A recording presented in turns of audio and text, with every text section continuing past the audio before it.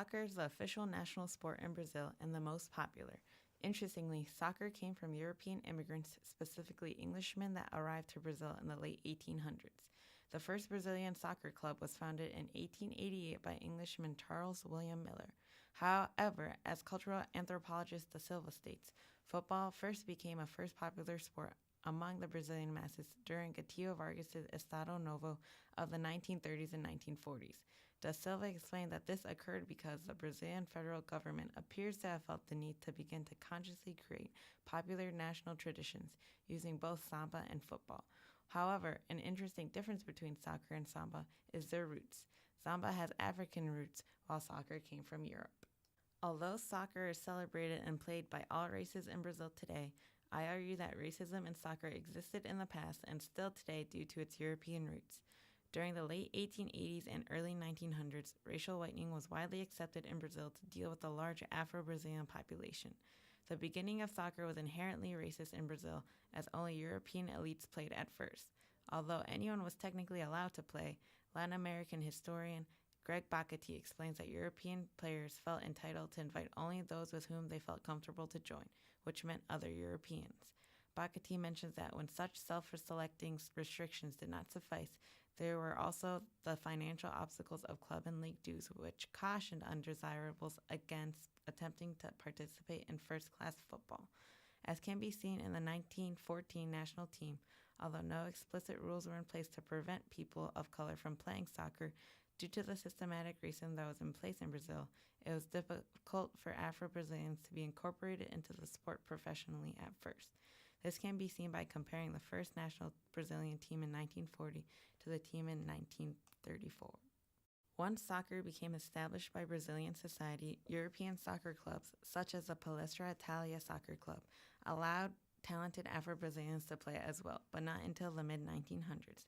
It is important to note that Brazil had to accept Afro-Brazilians due to the decision of the majority of European immigrants to choose to play for their country of descent in Europe instead of Brazil. Although these players were viewed as traitors in the eyes of Brazilians, Brazilians had no other options but to accept talented Afro-Brazilians into the sport. The reception of these Afro-Brazilian players will now be examined by looking into the World Cup of 1950 and then the World Cup of 1958. The 1950 World Cup is still infamous in Brazil, as the Brazilian national team lost to Uruguay in the semifinals in Brazil. The Brazilian team was winning in the first half 1-0, but ended up losing the match 2-1. Due to the importance of soccer to national identity, the heading of various newspapers revealed how dramatic the loss was in Brazil, such as the New York Times article with the heading, 8 soccer fans die as Uruguay scores.